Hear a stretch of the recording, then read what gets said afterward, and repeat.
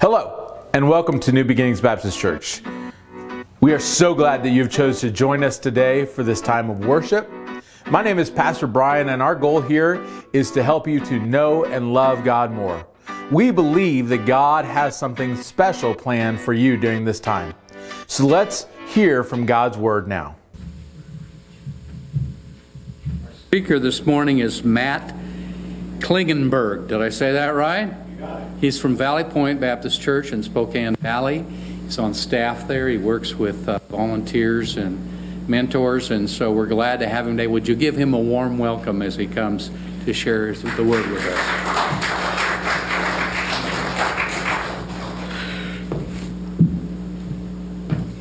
Well, thank you for the welcome. Man, what a pleasure it is to be speaking in the house of the Lord today. Let me get my totally organized here.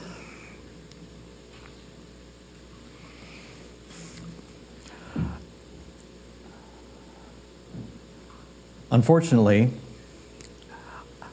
I don't know you all, but I'm willing to bet that many of you have walked with the Lord for a very long time. And I mean that in a positive way. So as I was considering what to speak to you all about here today, a question came to mind, and that is, why are you here? And there's a couple different ways that you can consider answering that question. You might mean, and it depends on what I mean by that, right? One of the ways I could mean it is, well, why did you roll out of bed this morning and come to this building? Why did you come to church this morning? That's one way the question could be taken. Another way that the question could be taken is, why are you here? Why are you on this planet? Another way to say that is, what is your purpose? And we are all kind of products of the Enlightenment era, and the natural answer to that, especially as Americans, is to kind of respond by turning off our brains, right? Because it's kind of a stupid question, because we're trained to say, you can't know your purpose, right? That's one answer. Maybe another answer is, I don't even have time to think about what my purpose is. Man, I'm just trying to pay my bills. I'm trying to survive. So it's kind of a scary question to ask, what is your purpose? And it's very countercultural to even suggest that you can know your purpose. But we are believers. We call ourselves Christians, right? Followers of Christ. That implies something, doesn't it? It implies that we can know our purpose. And so the question then is, well, what is it? And if we're going to try to search for our purpose, we know we have a place in God's story, but where is it? And that's what I'd like to talk to you all about today. So that's what we're going to spend the next 25 or so minutes doing, is we're going to take kind of a survey of God's story and try to figure out where our purpose is in it. Hopefully that sounds fun.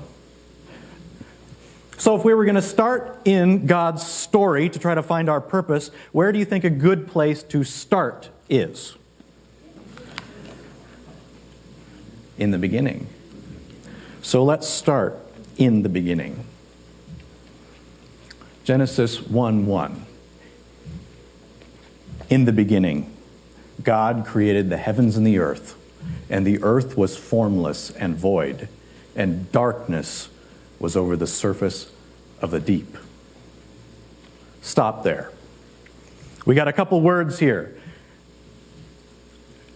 Imagine we know nothing about God. Imagine this is the first time we have ever been exposed to this. Very difficult for us Americans because God is so ingrained in our culture. But for a moment, put yourself in the shoes of the ancient Near East and say, okay, this is the first time I'm looking at Scripture. What do I see here? In the beginning, God created the heavens and the earth was formless and void, and darkness was over the surface of the deep. Let's take a look at these words. Formless. This word literally means a wasteland, desolation, empty, worthless. Said another way, the word means to be without purpose. Void is another special word. In a lot of ways, it's very similar to formless. It means empty, wasteness. I come from a computer science background, and this word has special meaning in computer science because when something is void, it's more than just nothing. It actually means something should be there, and it's not.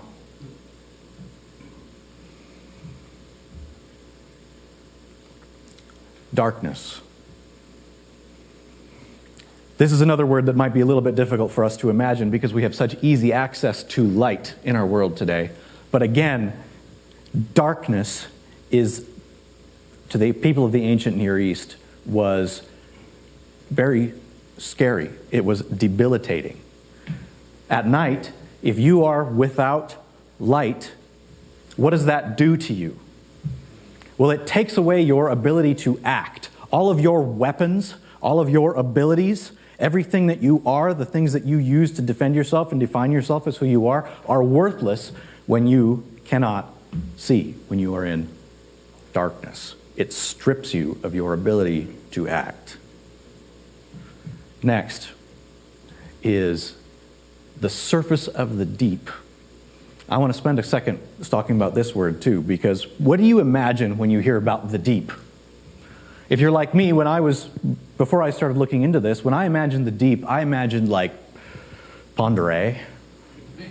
Right? This is a beautiful lake, serene mountain area, imagining that at night with the stars coming across it.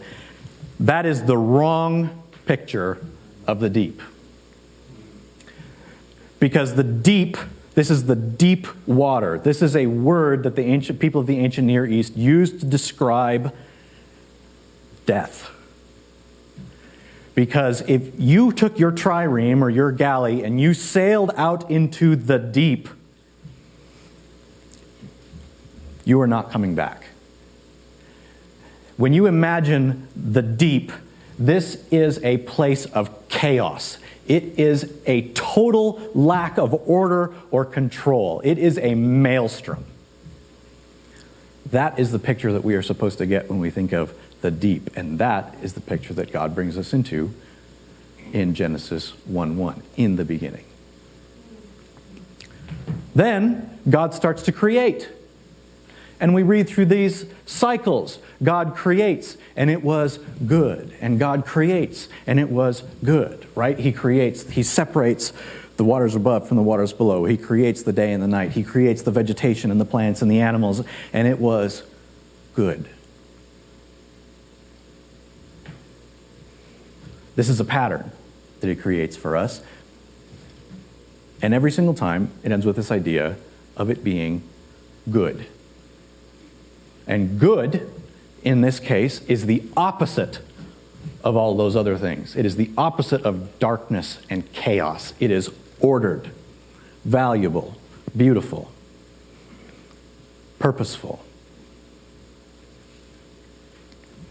So God establishes this pattern for us,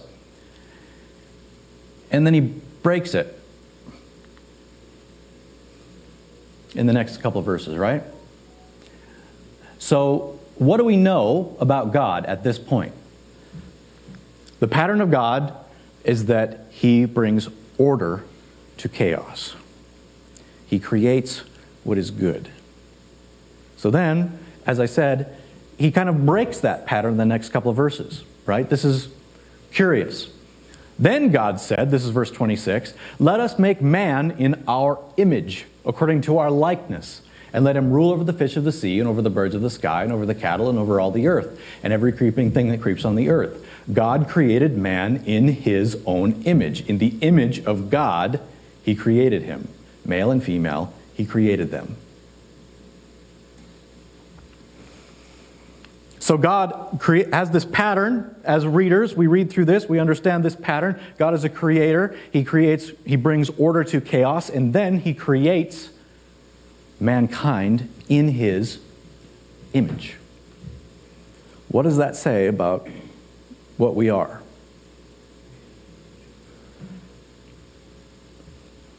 What does that word mean, image?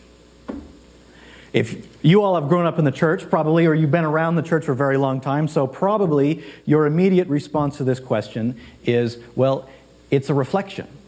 This is something that we've been trained to sort of respond with. We are made to reflect God. And that is a perfectly valid response. But I want to argue to you that there is something deeper. There's a deeper meaning to this word, image.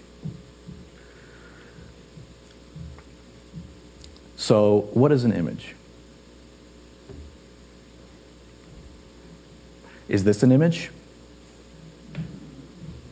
I mean, we all have phones, right? We can pull out our phones and snap up. It used to be called a photograph, right? Now we take out our phones and we snap pictures. These are images, right? So if I sent you this image right now onto all of your phones, and you saw this image,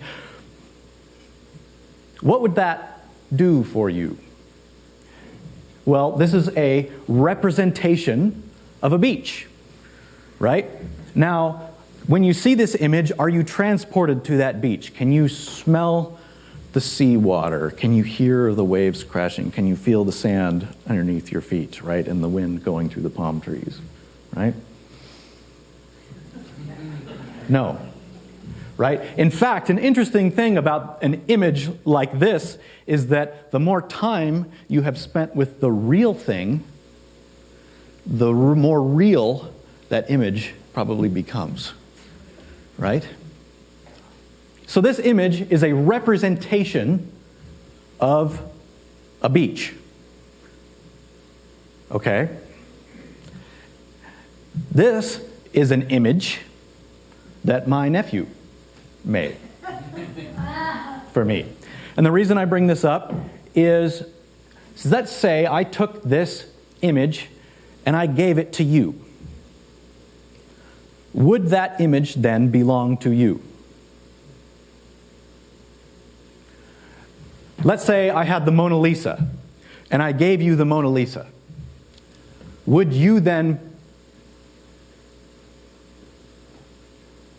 it belong to you? An interesting thing about images is that this is a metaphysical reality in our world, is that an image, no matter whose possession it is, the image will always belong to its creator. There is nothing on this world, in this universe, that exists that can change that fact. Okay. So we're starting to get a picture of an image, still not perfectly clear, maybe. Let me ask you this. In human terms, what is a representation?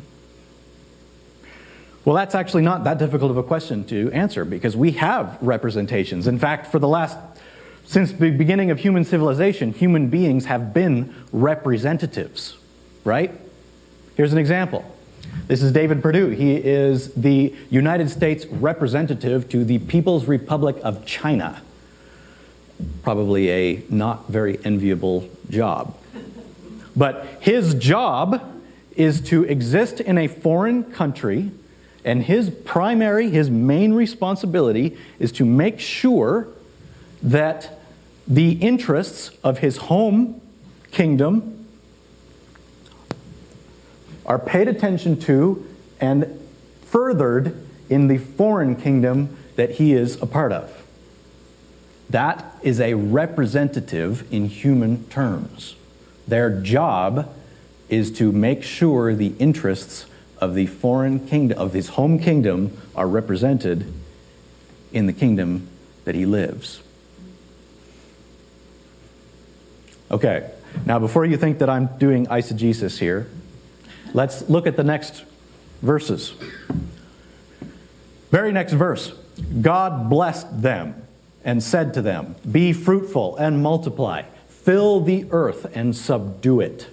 Rule over the fish of the sea and over the birds of the sky and everything that moves on the earth."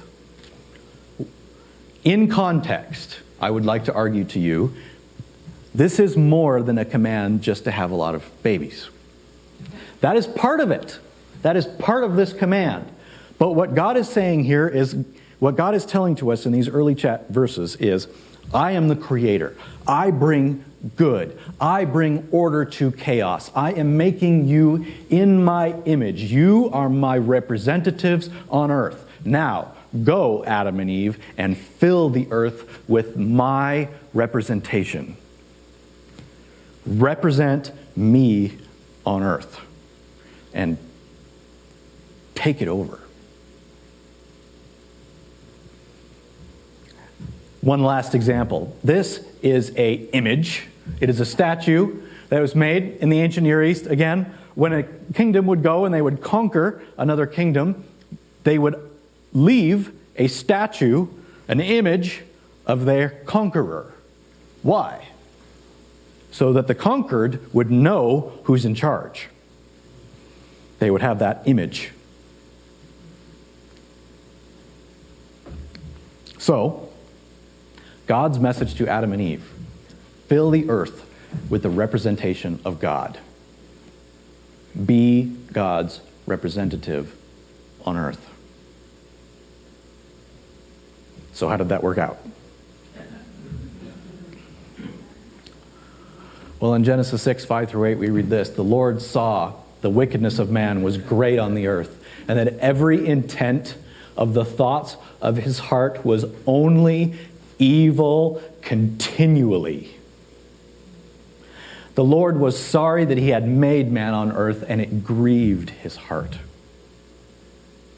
And so, you all know the story. God speaks to a man named Noah, who is one of the only good people left on earth, and he says to him, "Hey, I'm going to flood the earth, but I'm going to save you and the animals, so take them onto the boat." 40 days, 40 nights goes by.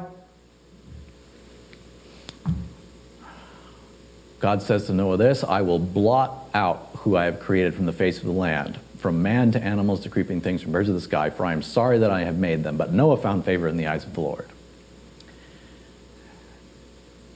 And then Noah gets off the boat, comes down, and God comes to him and speaks to him.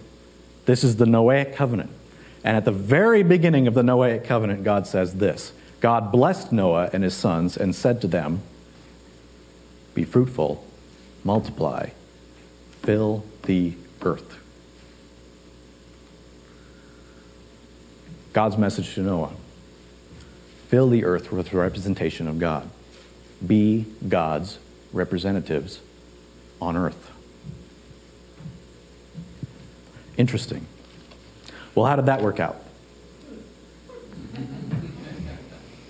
Well, again, you know the story. We go a couple 100 years, 1,000 years go by, and humanity descends. We have the Tower of Babel, right? God has to step in, separate all the nations. God comes to a man named Abraham and says, "Abraham, if you would follow me, then I will bless you like crazy," right? And we have this series of characters: Abraham, Isaac, and Jacob. Then we have the moving to Egypt. Time goes by. The Israelites prosper in Egypt. They become slaves. Enter Moses. And we have this drama that takes place with the story of Moses as he brings them out of Egypt, right? So he brings them out of Egypt. Let me take one step back. So God speaks to Moses in the burning bush. And do you know what God says to him in the burning bush? Moses speaks to him and says, "Well, how do I know? How are the people going to know that you actually sent me?" And God comes back and says, Moses, tell them my name. I am. That is the first time God uses his name in the Bible. Abraham did not know God's name, as far as we know. So Moses, this whole drama takes place with the plagues, and God brings them out of Egypt, and now Moses is standing there on Mount Sinai, and he's having this conversation with God, right? This is the Mosaic covenant. If you are keeping a list of the most important events in all of history, creation, the flood, probably the Tower of Babel, and this, in order. So, here we read in Exodus 19, verse 3 through 6. Moses went up to God, and the Lord called to him from the mountain, saying, Thus you shall say to the house of Jacob, and tell the sons of Israel, You yourselves have seen what I did to the Egyptians, and how I bore you on eagle's wings, and brought you to myself. Hang on. What do you mean, God? What do you mean you brought me out on eagle's wings? That's not quite how I remember the story going. Right? Does anybody think that God might not make a very good American businessman? We're sitting there in the conference room. Okay, here's the plan for getting the Israelites out of Egypt. We're going to go and we're going to send our representative, and he's going to have these conversations, but Pharaoh isn't going to like it, so we're going to send these plagues, and then we're going to do this and that's going to repeat for the next couple of while, and we're going to cause all this pain and suffering. And if I'm in that conference room, I'm like, God, why not just send a lightning bolt down on Pharaoh and get the guys out of there? Right? Why? Why do we have this whole drama? Well, God tells us why we have this. Earlier in Exodus 6, when they're having the conversation, God says, Say therefore to the sons of Israel, I am the Lord, and I will bring you out from under the burdens of the Egyptians, and I will deliver you from their bondage. I will redeem you with an outstretched arm and with great judgments. Then I will take you for my people, and I will be your God, and you will know that I am the Lord your God, who brought you out from under the burdens of the Egyptians. Why did God do this?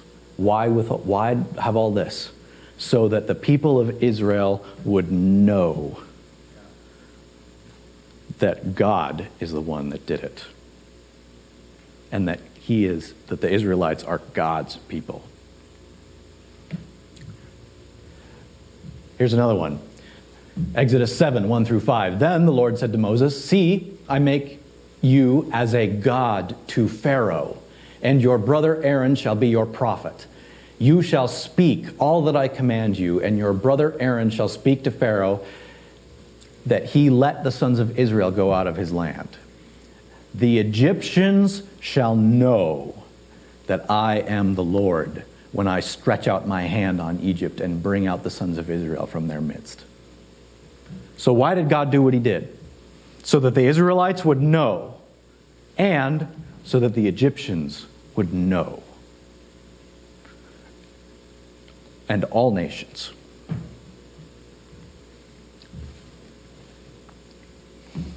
Continuing on in Exodus 19.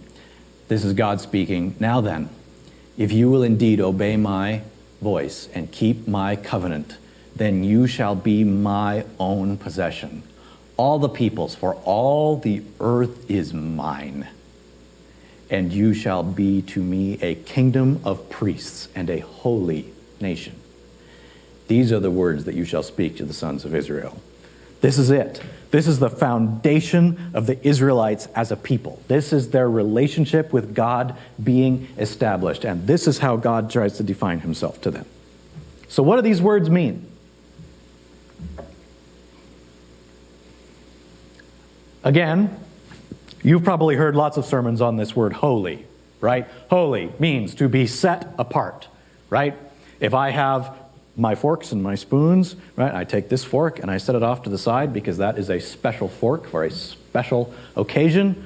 That is a set apart fork, right? In the context of temple, that would be a holy fork. In our cases here, The word holy means it is set apart for a purpose, for a reason. Next, a kingdom of priests. What is a priest? A go-between. I like that answer very much. I like to think of it this way.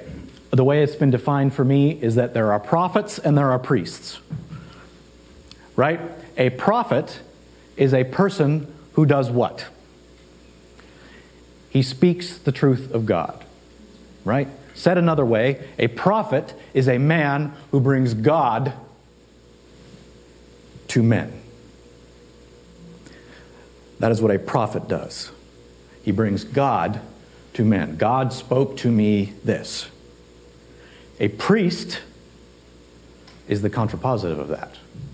A priest, his job is to bring men to God. That is the job of a priest. God is consistent with this messaging to the Israelite people. He goes on after this, and they start talking about building the temple. Right? This is the dwelling place of God, the symbol of the Israelite people. And what is the goal of the temple? What is the idea here? In Isaiah 56, verse 7, it says this, "Even those I will bring to my holy mountain and make them joyful in my house of prayer. Their burnt offerings and their sacrifices will be acceptable at my altar. For my house will be called a house of prayer for all nations."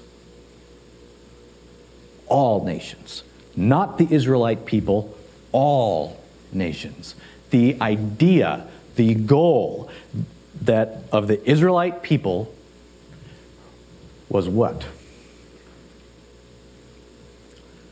Be God's representatives on earth. You will be my representatives. He gives them all these laws. He gives them all these systems to follow, cleanliness, ideas, all sorts of reasons and rituals to go through. Why? Because these people were to act as God's representatives on earth to all nations. So how did that work out? Well, you know the story. The next 1,000 or so years, we have Joshua, Boaz, Gideon, Samson. We have King Saul, King David. We have good king, bad king. We had this person followed the Lord and things were great. And then we had this person, he walked away from the Lord and things were awful. And we had civil war, and we have desolation, and we have the Exodus, where the diaspora gets sent out to the whole world, and we have people crying out to God, "God, please forgive us." And we have these moments of redemption where the Israelite people start to see the light, and then a generation or two later they fall again.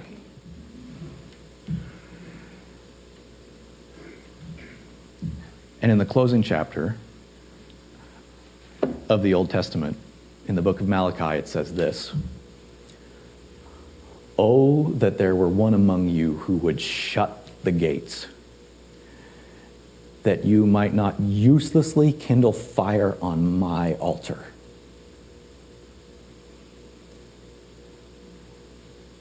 "I am not pleased with you, says the Lord of hosts, nor will I accept an offering from you." This is probably one of the most heartbreaking words ever put to paper. What is God saying here?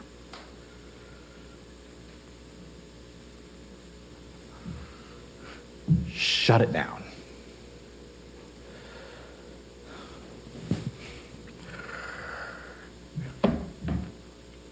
Thus ends the Old Testament. But that is not where the story ends, is it? Because God sends Jesus. And who is Jesus?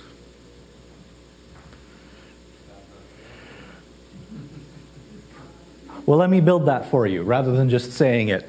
So, if I was going to say to you, what would the perfect representation look like? If I was going to say, here's the perfect representation, what would that representation have to be? It would have to be the thing, right? If I'm trying to represent to you a beach, I would have to have you on that beach. Because anything else would not be a perfect representation of that beach, right? It would have to be that beach in its entirety, 100%. John 14:9 says this, Jesus said to him, Have I been so long with you, and yet you have not come to know me, Philip? He who has seen me has seen the Father. How can you say, show us the Father? Here's another, 2 Corinthians 4:4. In whose case the God of this world has blinded the minds of the unbelieving, so that they might not see the light of the gospel of the glory of Christ, who is the image of God. One more. He is the image of the invisible God, the firstborn of all creation. For by him all things were created, both in the heavens and the earth, the visible and the invisible. Whether thrones or dominions or rulers or authorities, all things have been created through him, for him, and by him. I lied. One more. And he is the he is the radiance of his glory, the exact representation of his nature, and upholds all things by the words of his power. When he had made purification of sins, he sat down at the right hand of the Majesty on high. Jesus is the exact image of God. Okay, we tried with Adam. That didn't work. So then we tried again with Noah. That didn't work. So then I said, well, okay, rather than having all people try to be my representatives, let's create Israel, right? They can be my kingdom, and I'll give them all these rules. I'll give them all these systems to follow. I'll give them every possible advantage they can have. And that did not work. Okay. Well, I know what would work. This is not God speaking. This is in my head. I'll send me, because surely they won't reject me. If they see me, their creator, right, their God, then they will get it. How could they not? Well, we know how that worked out. We killed him. You and I took the representation, the perfect representation of God,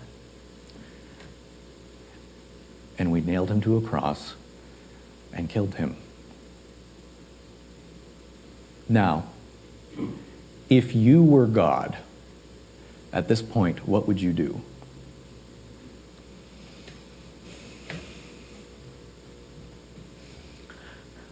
Would you be right at this point to just say, you know what, I'm done trying?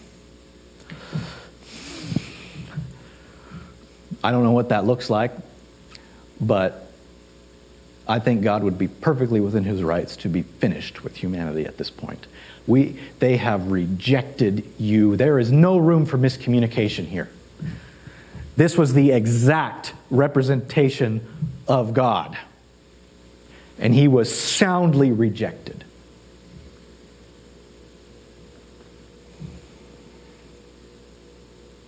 But God,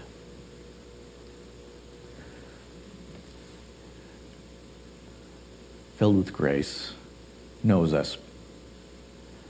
And so what did end up happening? Jesus rose from the dead. He rose from the dead on the third day. And he went to his disciples and he established the church. God's reaction to complete rejection was to throw open the gates and say, okay, anyone now can come to me.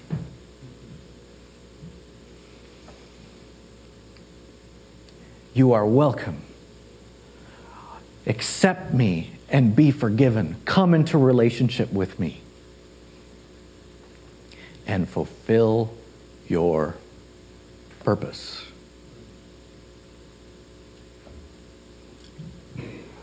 First Peter 2, 9 and 10 says this, speaking to the church. But you are a chosen race, a royal priesthood, a holy nation, a people for God's own possession. Do these words sound familiar? So why? So that you may proclaim the excellencies of him who has called you out of this darkness and into his marvelous light. For you were once not a people. You had no purpose. But now you are the people of God.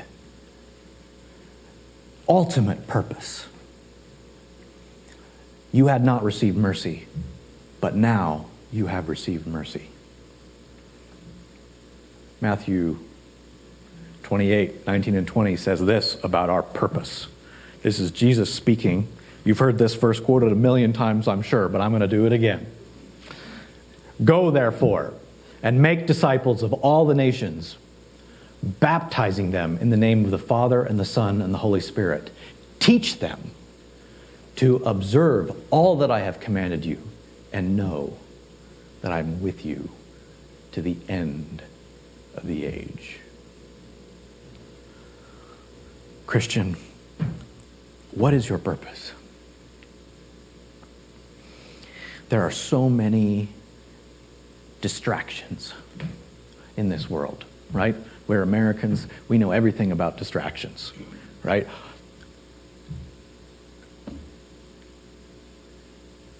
Anything in this world that does not fill the earth with the representation of God, that doesn't further you being a representative of God on this earth, does not fulfill your purpose. And what do you think happens to a person when they are not fulfilling their purpose? They are miserable. What do you see when you look out into the world today? People marching through the streets, burning cities down, a rejection of pillars that were so long held. I'll give you an example. Talking about purpose. Look, go to school, work hard, get good grades, get into a good college, get out of college, get married, have kids, work really hard, and leave $1 million for your kids when you die. That's the best you can hope for. And that is soundly being rejected by our culture today. I'm not sure if you've noticed that. And that's not entirely wrong. Because that is a false purpose.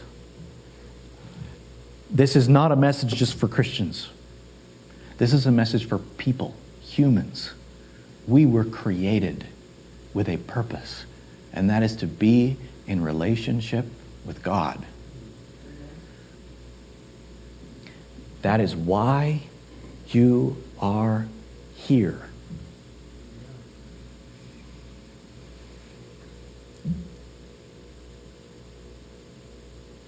Go and fulfill your purpose.